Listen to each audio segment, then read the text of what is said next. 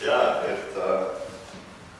it can snow. I remember sometimes it snows in October. Okay, I think we'll start. No? It's wonderful that you guys are here. It's less wonderful than the rest of the people that are not here. Does anybody have any puzzles, jokes?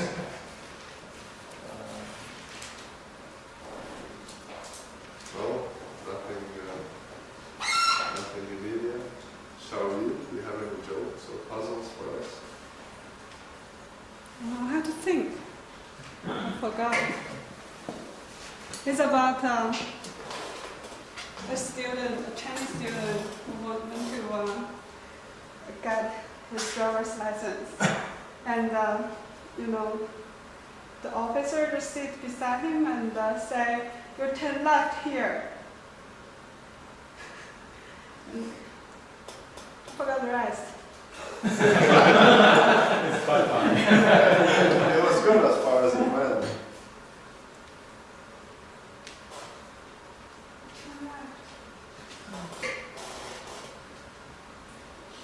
Right.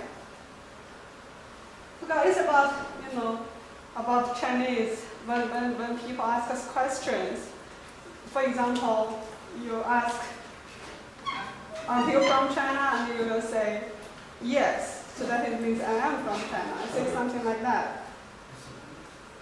So you can say the word right to indicate agreement. Right. And Also agreement is correction. also like to change right. So something there's a misunderstanding there, so he failed the test. Good. Yeah, I have a similar one. Huh? I have a similar one about Chinese understanding English. It said a Chinese girl attend American high school, and once they were out in a bus, and when the girl get on the bus, there's somebody in the bus, at least some empty seats still there. So the girl asked the first one, "Can I sit here?" The other one said, "Go ahead." So finally the girl sadly sitting at the last row and saying, "Why these people are so unfriendly?" That's really good.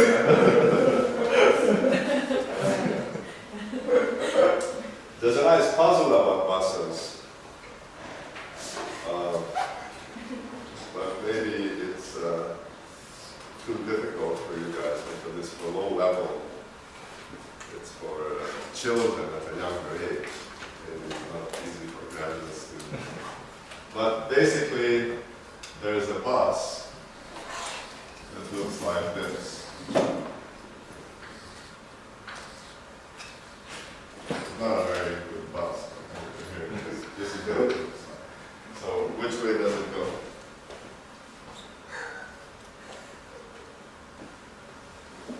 Which way does it go? Yeah. Does it go back? Which way is the door? Well, yeah, but that's the right approach. If you could see the door, then you would know which way the bus goes. Yes, but different. But this bus has to be in the United States, right? Well, yeah, we're of course. In some places in the world, it goes definitely. So if you were to see this bus, it means you're looking at it on the other side of the street with the door on the other side. So that means it would have to be going this way. So, anyway, school children know this, but there's another one. I won't write an answer, but it's similar. It's a sequence, right? And it goes like.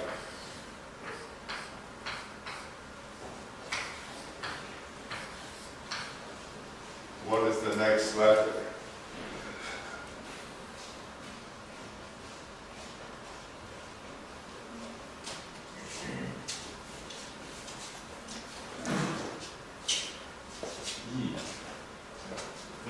E.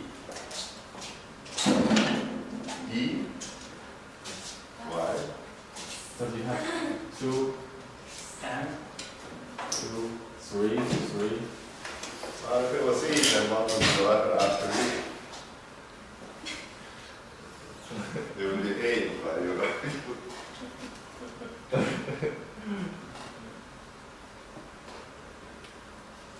There are different problems for different age groups. You know. Elementary school children usually have not so much trouble with this. You? 6 should be S. S? Yeah, very good, yeah, very good. Yeah. Just 1, 2, 3, 4, 5. Okay.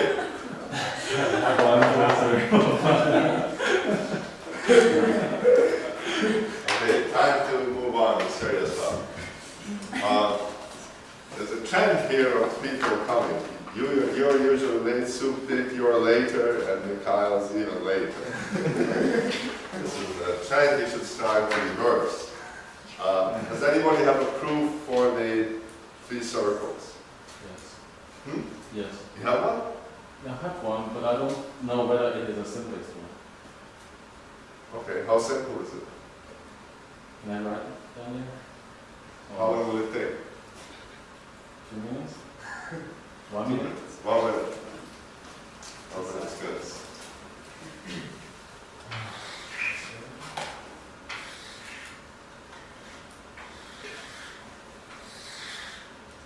It's back.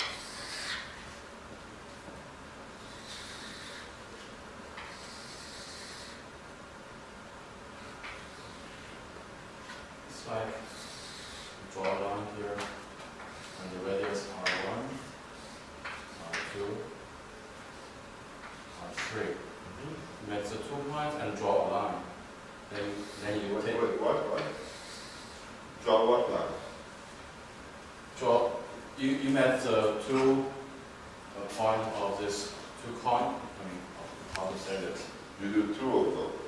You do 2 first. Yeah? Then you Draw a line. this is a D2, D1, and D3. Right? So it is simple to say an R1, D1, D2, R3, D3. Right? R1. Nothing is simple for me. Nothing simple for me. R1 over D1. Yes, it's a similar triangle here, right? So R1, What is similar? this triangle, Yeah. and this is triangle, because this Right. line is very Sure. Yeah, Right. so Okay. R1 to R2 equals this length to this length, while this length to this length equals D1 to D2. So let's Yeah. see. Okay. Okay, so similarly we can get the other pair, which Oh, is wait. Okay. So I understand R1 and R2. R1, yeah. Okay. And So then similarly R3. R3. R3, yeah, it's Good. the Fine. same. Okay. Good. So let's say, okay, I'm good.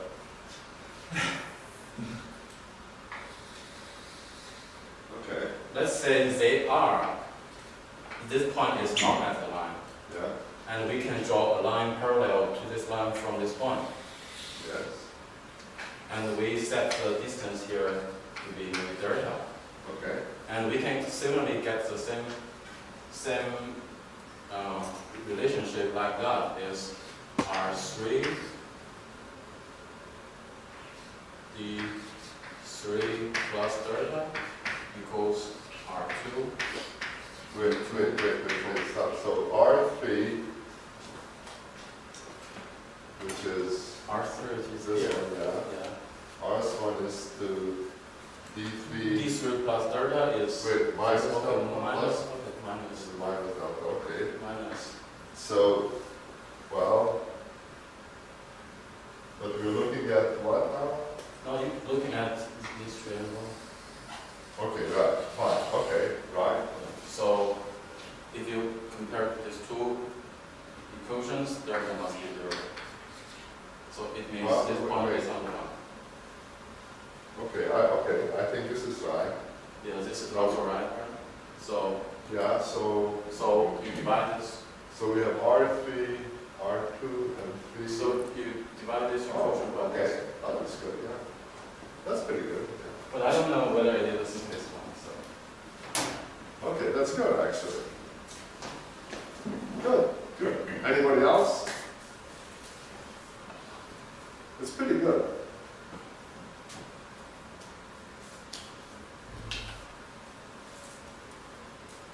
What do you think, Charlie? This is nice, right? Yeah, very nice. So the proof that I know, I did it algebraically. Algebraically, it's just really tedious. You write equations of lines, basically, right, and solve. It's tedious.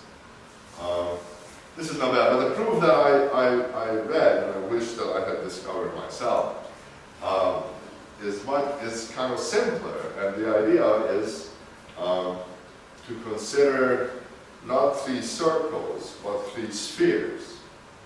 Consider 3 spheres, and you put them on a table so that the projection of the sphere onto the table are your circles. Okay? So you take these spheres, and then you imagine putting a cone on every peg. You know, like imagine wrapping newspaper around 2 spheres with a cone. Now the point of the cone has to lie on the table, right? Because if you imagine the points where the 2 spheres touch the table, that line of the contact point will go to the tip of the cone. So the tip of the cone has to be on the table. So you have 3 cones, you have 3 spheres, you have 3 cones, and the tips of the cones are in the table, right? Now you imagine taking a sheet of plywood from above, and you lower the sheet of plywood onto the 3 spheres, okay? And this sheet of plywood, again, will touch the spheres in 3 points, just like the table does. And the tips of the cones must therefore be on this plane that you put on top as well, right? And so the intersection of 2 planes is a straight line. So I thought this was so beautiful because you don't have to write on anything, nothing. You don't have, you know. And I always think when I have a difficult problem that if I can just think of it the right way, you know, it will become easy like this problem. So I think that for me this is a kind of an inspirational problem. But this is very nice actually. Okay, back to class material. So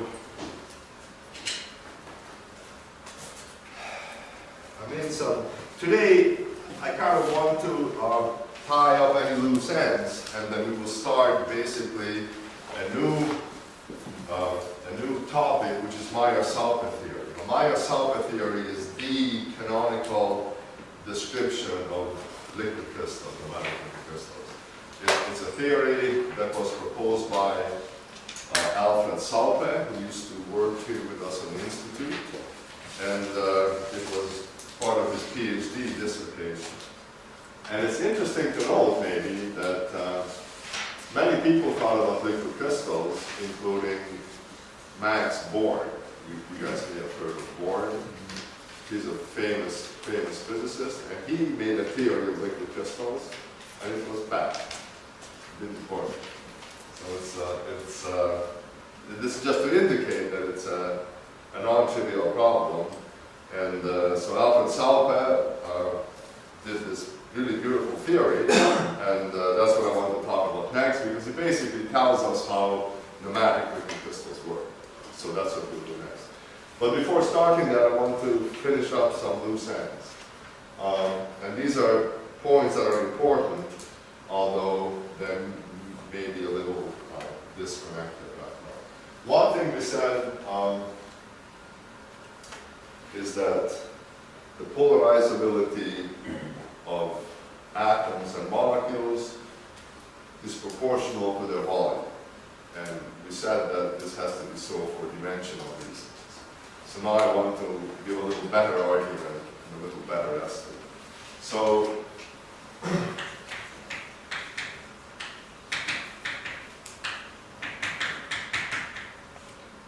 and the reason why this is important is because liquid crystals basically controlled by electric fields, right? All the liquid crystal devices we know, almost, rely on electric field influencing them.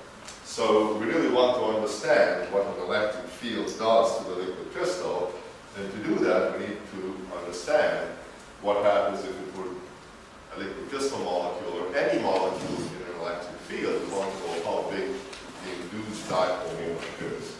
And we saw that that's important to understand how big a torque you get to a molecule. So this is an important problem in general. So let's take the simplest case of a spherical atom that has a nucleus, which has a positive charge, and we can assume that there is an electron cloud which has a negative charge. And this electron cloud is kind of smeared up, basically. You can imagine it's a kind of a sphere where the electron is somewhere in that sphere with kind of equal probability anywhere. So this is a neutral atom sitting in space without anything perturbing it.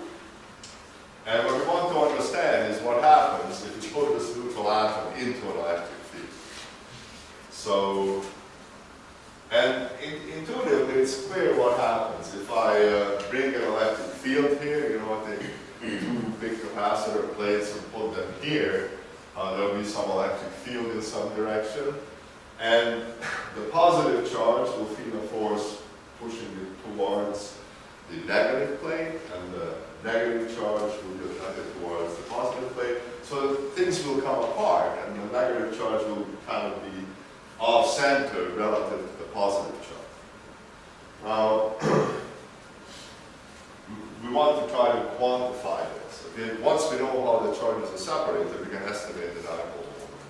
So the first thing I want to ask you is the following question. If I take only the electron cloud, so forget about the nucleus for the moment, just the electron cloud, I want to know what the electric field is inside this electron cloud. There's no electric fields anywhere else. So all we have is this electron cloud, a uniform distribution of charge. I want to know what the electric field is inside here, because that will help us to understand what happens when these guys come apart. So first of all, what is the electric field in the center?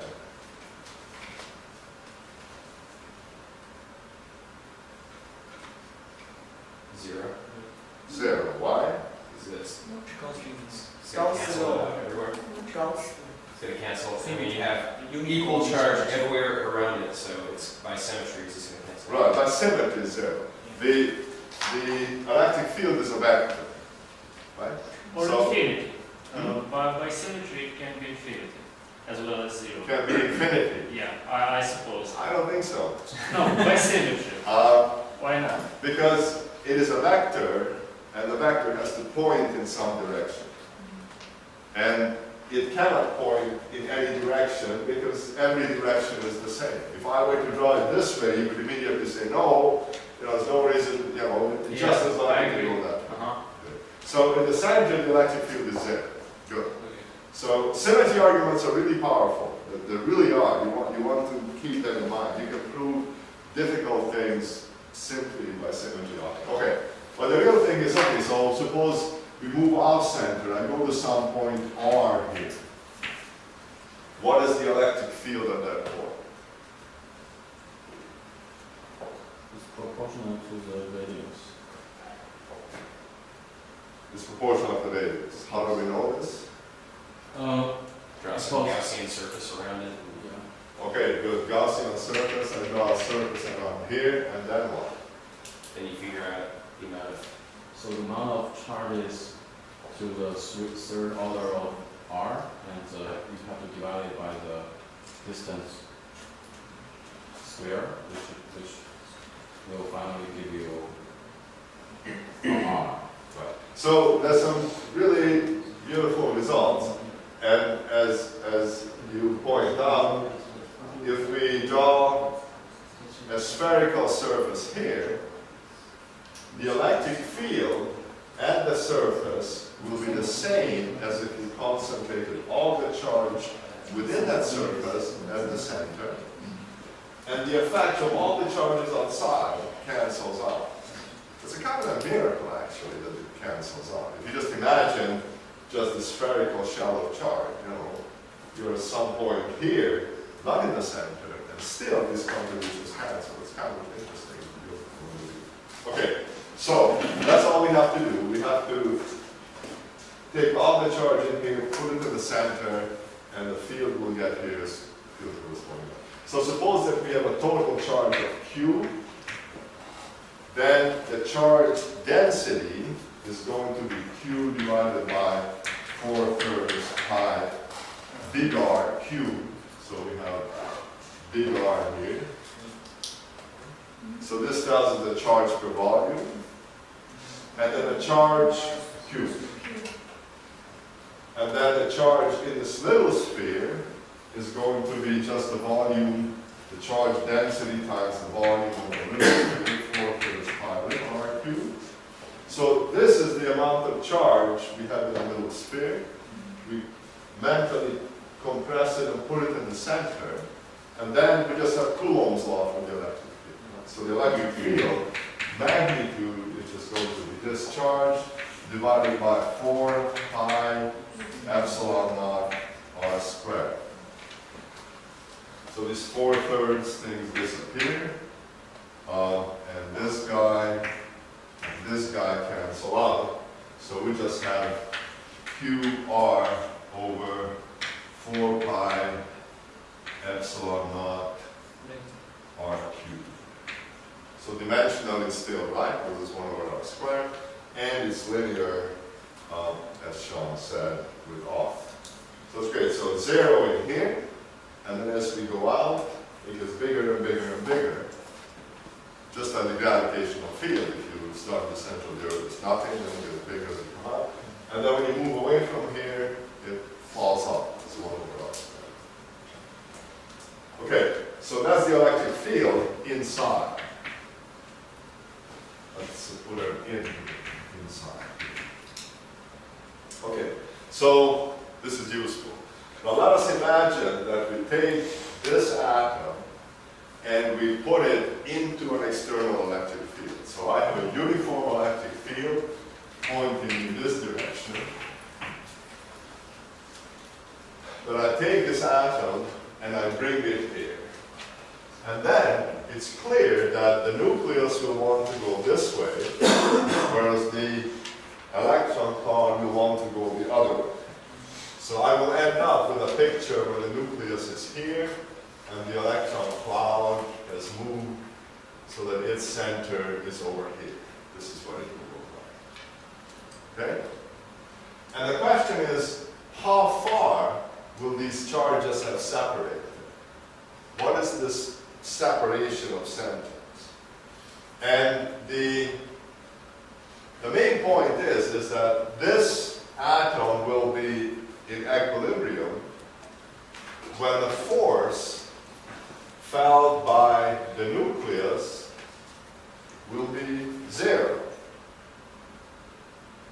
The nucleus feels two forces. It feels the electric field, the external electric field pushing it this way, and it feels the electron cloud attracting it that way. Similarly, the electron cloud feels two forces. It feels force from this field pushing it that way, and the nucleus attracting it. It's one and the same. So this atom will be happy when the Coulomb force at this point, due to the electron charge, is the same as the external electric field. And the Coulomb force inside is given by this result here. So in equilibrium, so if I call that R, then in equilibrium, we have that this internal electric field is the same as that. So that's equal to QR over 4 pi epsilon naught R cubed. Okay. This is the equilibrium situation. The thing is now sitting there. And then we say, okay, what is the dipole moment of this atom? You remember the definition of dipole moment is just the sum of the charges times the distance to which they're moving. In general, this depends on your origin, right, where you put your coordinate system. But if the net charge is 0, it doesn't depend on the origin. Net charge is 0. We can put the origin anywhere. So if we put the origin here, then the charge due to the electrons times the distance will be 0, because the electrons are centered about this point. And so the dipole moment will only be this distance times the charge of the nucleus. So this is the dipole moment. This guy is the dipole moment. So we have that E is equal to, so we have that E is equal to P over 4 pi epsilon naught R cubed. And so now you can see what's happening. P, I multiply through by the denominator, is just epsilon naught times 4 pi R cubed. And this is just 3 times the volume. So I can multiply by 3 and divide by 3, and this guy is just the volume. So this is the result that we got with dimensional analysis last time, except we see now that there's a factor of 3. So P is alpha E, and alpha is epsilon naught times 3 times the volume. So this is a nice simple result. And you see it's independent of how many electrons you have in your atom. It's a little simple line that it assumes that your electron cloud is smeared out like that. But it turns out that it works pretty well. You can do this calculation quantum mechanically using perturbation theory, but basically you find that the answer is pretty close to that. So I present this to you as a really, really useful quantity, because you can estimate the polarizability of almost anything. This works pretty well. Okay. Is everybody happy with this? So this is a good way of estimating the polarizabilities of things. Later on, we'll come back to where this tree comes from and what happens if molecules have different shapes. But for now, let's just go with this. So is everybody happy with this? And immediately, you can calculate the polarizability of almost anything with numbers. This guy here is going to be 10 to the minus 30th, more or less, angstrom cubed. This is 10 to the epsilon naught, how do you get this thing? Minus 12, 10 to minus 8.85 times 10 to the minus 12, which is minus 11. Right, so things are about 10 to the minus 41. Okay, so that's the polarizability. Now, let's talk a little about dielectric constant. It's part of your homework, but it's a good thing to think about in general. And so, if we have something, suppose we just think about the air in this room. What is the dielectric constant of the air in this room? It's connected somehow to the polarizability of the particles, right? If the polarizability was 0, then it would be the same as for vacuum. What's the dielectric constant for vacuum? 1. 1, yeah. Now, dielectric constant, epsilon, you can always write as epsilon naught times epsilon r. And people usually refer to this as the dielectric constant. Okay? Whereas this is the dielectric permittivity.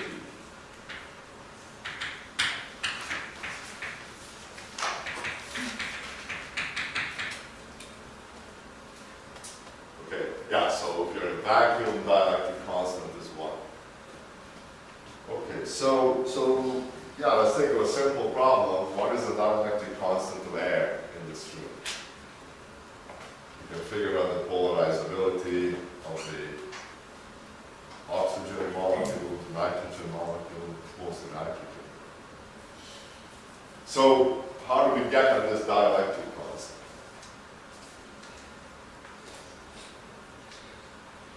Multiply the alpha obtained from the previous problem by the density, I mean concentration. No, density. Density per Why do I do that? y. Yeah. Because the total polarization of the air would be proportional to the it would be the sum of the polarization of each molecule. What is the definition of epsilon? To calculate It's something, we need to epsilon. know what it is. It's epsilon null plus c, or 1 plus c psi. Definition of Okay, epsilon. that's d divided by e. Yeah, that's really good. So there's really a key thing which says that D equals epsilon E. Everybody is happy with this? Okay, so this is really key. But this is not the original definition of D, right? It's not. What's the original definition of D? Epsilon naught E plus polarization. Right. This is also equal to epsilon naught E plus P. Everybody's a vector.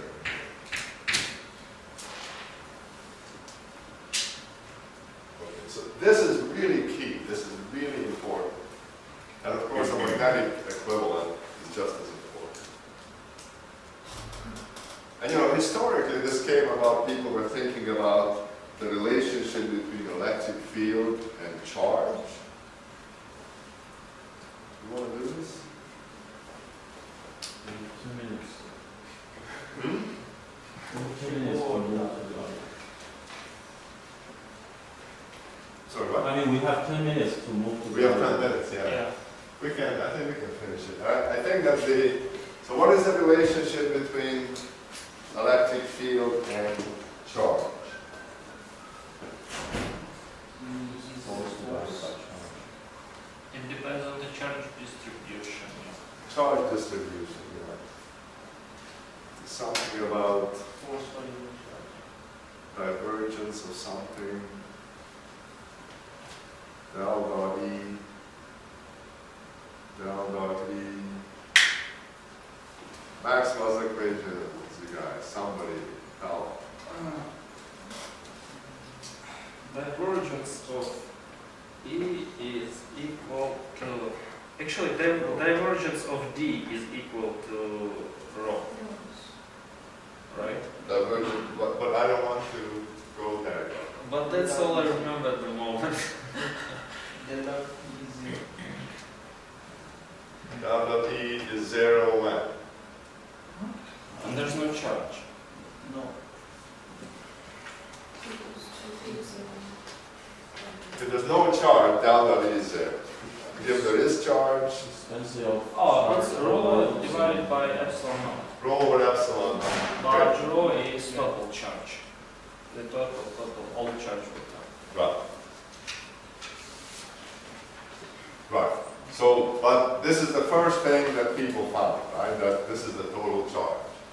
And then the notion was that one could divide charge into free charges, which were loose running around, and bound charges like the charges in there. So you had rho free, and you had rho bound over epsilon naught.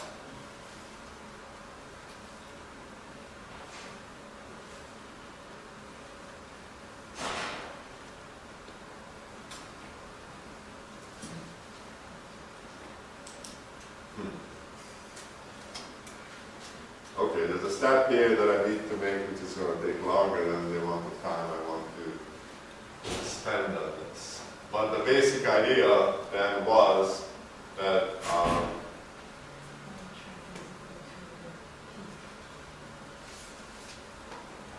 that if you look at dipole moment per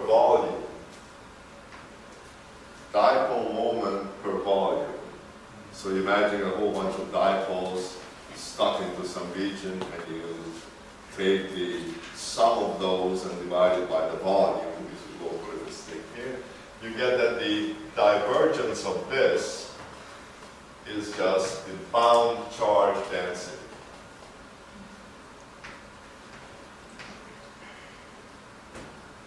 And you can show this.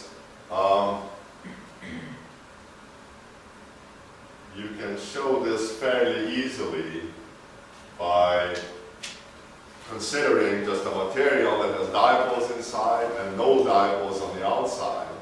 And then if you ask yourself, what happens at the interface, you can show that this divergence is equal to the charge density.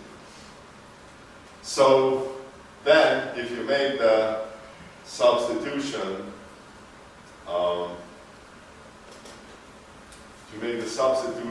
for here, then you can have that del dot E epsilon naught E plus P is equal to rho free. If you multiply through by epsilon naught. And then people thought, yeah, this is really useful, so let's call this guy D, and then we have del dot D is equal to the free charge density. So this is kind of historically how this comes about. Isn't the del dot D is going to be the first one? No, the P. first line. P. No, before that. Here. Is it not D, del dot D is going to be? Del dot E is the charge density divided by epsilon naught. And then you can split the charge into free charges and bound charges. Take the bound charges, and if you meditate here, you can see that there's this connection between the charge density and the polarization. And so if you make that substitution, then you form this guy, and you get del dot D equals rho f. So this is where it comes from, and so this is what we have. Del dot E is equal to, epsilon E is equal to epsilon naught E plus P. And then we have to ask what is P. So P is just the dipole moment per volume. So if you have a bunch of identical dipoles with number density rho, then this P is just rho times little p. Okay, is this still good? And then the little p is just alpha times e.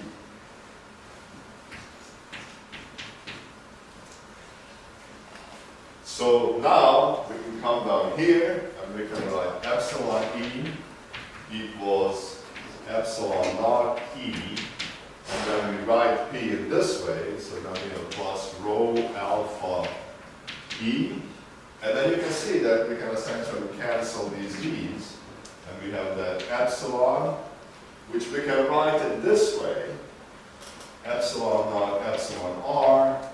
You can factor out the epsilon naught from here, is epsilon naught 1 plus rho alpha over epsilon naught. Cancel out these guys, and we have that the dielectric constant is just 1, which is coming from vacuum, plus the contribution from the particles, as Mikhail said, which is a number density times the polarizability divided by epsilon naught.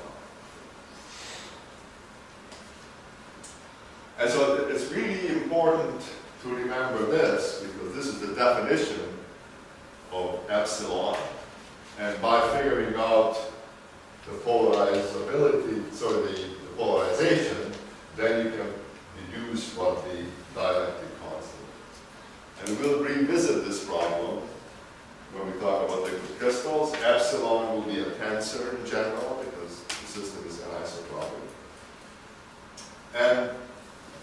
something to think about, and something is that this electric field is the electric field felt by the molecules. To say that P is equal to alpha E, E must be the field that the molecule actually feels. Now, in a dense system where you have atoms next to each other, this field, the local field, may in fact be different from the average field in the material. And that's a kind of an interesting subtlety. Again, we'll discuss that later. But approximately, and certainly for dilute system, epsilon r is just this. Now, okay, this guy here, alpha over epsilon naught, is just 3 times the volume. So, to figure out the dielectric constant of air, you just have to figure out what the number density of air is. It's pretty easy to figure out. What's the number density of air? We derive. If we consider it as idle gas, and we Sure. call this PV equals N KT, Yeah, good. then we put N to the other side, P to the other side. Let it be 10 to 23rd per centimeter squared. Can be like that. Okay. So you say let it be 10 to the 23rd? Yeah. Per centimeter squared, cubed, not squared, cubed. Why? Well, everybody says like that when it comes to numbers. Everybody says, oh, well, let's suppose we have 10 to 23rd molecules per centimeter. Sometimes you're talking about water, where the molecules are next to each other. Sometimes you're talking about air, where the molecules are Yes. far apart. But the number is the same always. It cannot be the same. Come on, how can it be the same? If you pack things 10 No, times. I mean the number that All right, we'll we want to use. We'll use this as your hypothesis. But I think it's clear that I think Sean's approach is right. PE But equals. mine is short. It's short, yeah. But it must also have the benefit of being dry. Short is only one part of the desirability. Well, it should be right at least till a few orders of magnitude. True. But then you start asking how few orders of magnitude. So PV equals NKT. So rho is N over B. So rho is P over KT. What is P in this room? 10 to the 5th. 10 to the 5th. 10 to the 5th. It's 100 kilopascals very nearly. That's 10 to the 5th pascals. And KT, 1.38 times 10 to the minus 23 times 300, so it's about 4 times 10 to the minus 21. So roughly this is 10 to the 26 divided by 4. So that's the number density. So my assumption is 4 times larger. Only 4 times, not even 10. Oh, sorry. No. Another good try, but it has to be right. Right, so yeah, so If it centimeter would be per decimeter, it would cubic be meter good. is a factor of 10 to the 6. Right? Yeah. So, okay. Anyway, so this is the number density. And so we have this. And then we have to put into here, we have to put in here, so anyway, continue with this. Epsilon r is 1 plus rho, which we say is 10 to the 26 over 4 times 3.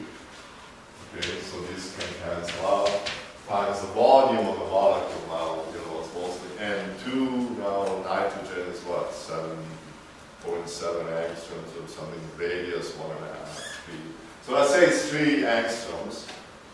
Okay, cube, which will be 27 times 10 to the minus 30.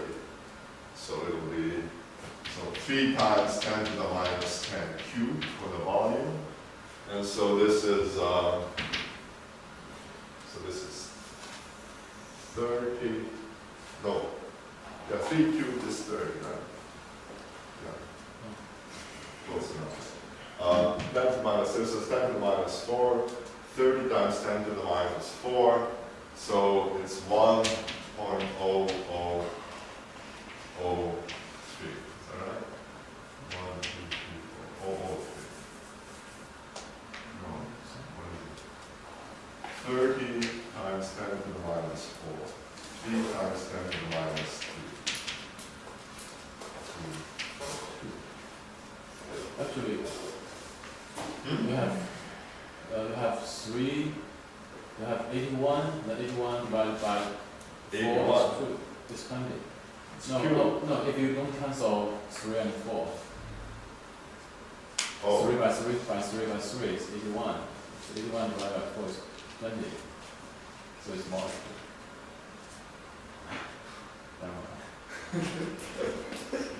So it's not 3 by 2? I think 2 is more accurate. 2 is more accurate. Okay, all right. So that's our guess. Now actually, this is too big because I think this is too big. It should really be, I think exactly is 0006 or something. So I think we're 3 times too big, but I think we're overestimating it. But it's true that 2 nitrogens are about 3 angstroms from end to end, but the thing is rotating, so on the average, it should be less than that. So anyway, close enough. The main point though is that just by calculating this, you can get a really good estimate of the dielectric constant of things. And if you want to really push this to the extreme, you can say, well, okay, suppose I have a condensed phase, water, gasoline, plastics, wood. This is 3 times the volume. Well, the number density times the volume of a particle, if I multiply them together, it has to be close to 1. If things are packed close together. Oh. This is the number per volume, which is essentially 1 over the volume of the object. 1 per the volume of the object. And this is the volume of the object. So this should be 3. 1 plus 3 is 4. So according to this, the dielectric constant of everything should be 4. And that's pretty good. That's a really good estimate. If you start looking up dielectric constant of plastics, rubber, wood, it's really close to that. So it's amazing just by doing this kind of analysis, you can get a pretty good stat of what things are. Okay, so much for this.